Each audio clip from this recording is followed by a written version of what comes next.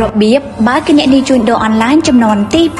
2ជំហានដំបូងសូម download កម្មវិធី CSA Trade រួចចូលទៅកាន់ទំព័រដើមហើយស្វែងរកមុខងារបើគណនីជួញដូរ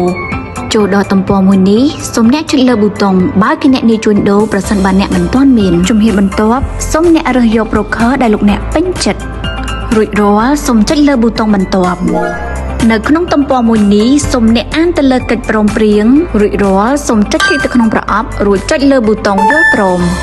ជំហានបន្ទាប់សូមចុចលើប៊ូតុងវិនិយោគិនជនជាតិខ្មែរប្រសិនបើអ្នកជាជនជាតិខ្មែរនៅជំហានបន្ទាប់សូមបញ្ចូលលេខទូរស័ព្ទដៃ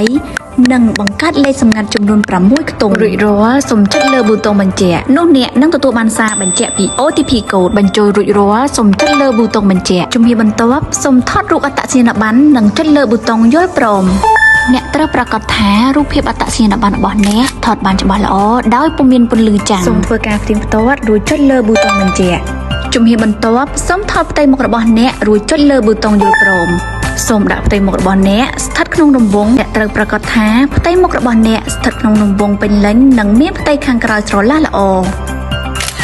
សូមពិនិត្យមើលរូបភាពនិងព័ត៌មានអត្តសញ្ញាណប័ណ្ណរបស់អ្នកសូមចុចទីទៅក្នុងប្រអប់ដើម្បីធានាថាព័ត៌មានដែលអ្នកបានបញ្ចូលគឺពិតជាត្រឹមត្រូវរួចរាល់សូមចុចលើប៊ូតុងបញ្ជាក់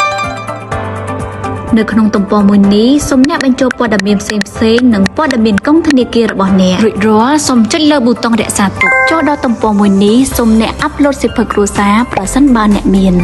ជំហានបន្ទាប់សូមអ្នកចុចហត្ថលេខាហើយធ្វើការផ្ទៀងផ្ទាត់រួចចុចលើប៊ូតុងយល់ព្រម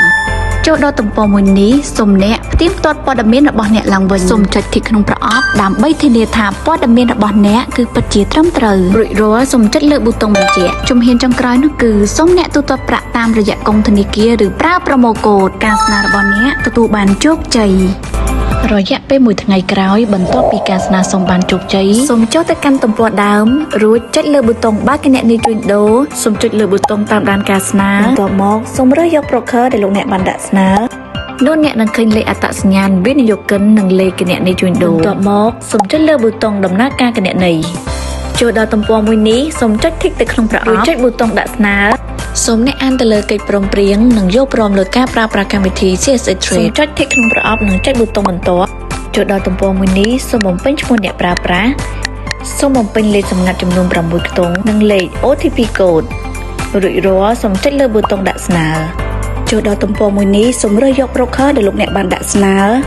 សូមបំពេញឈ្មោះនិងលេខសម្ងាត់របស់លោកអ្នករួចរាល់សូមចុចលើប៊ូតុងចូលហើយអ្នកនឹងទទួលបានគណនីជួញដូរភាគហ៊ុនយ៉ាងពេញលេញ